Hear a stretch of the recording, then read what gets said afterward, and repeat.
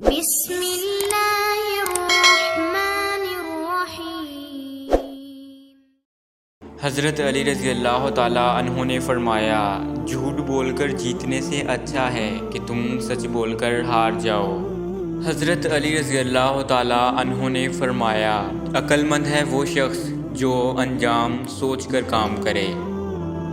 حضرت علی رضی اللہ تعالیٰ عنہ نے فرمایا، دو چیزیں ایسی ہیں کہ جن کے ثواب کا وزن نہیں ہو سکتا، معافی اور عدل۔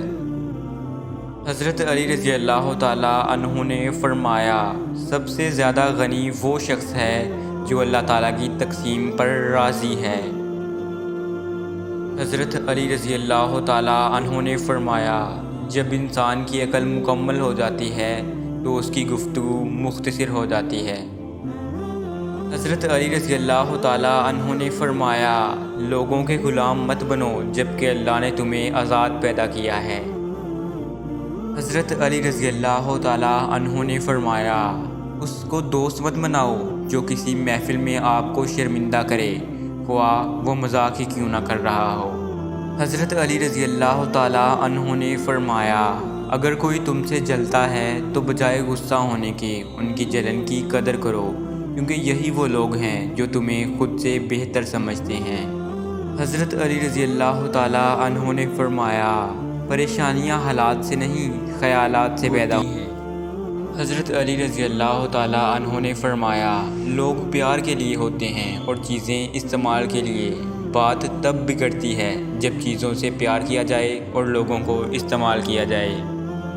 حضرت علی رضی اللہ تعالیٰ عنہ نے فرمایا، محبت دور کے لوگوں کو قریب اور عداوت قریب کے لوگوں کو دور کر دیتی ہے۔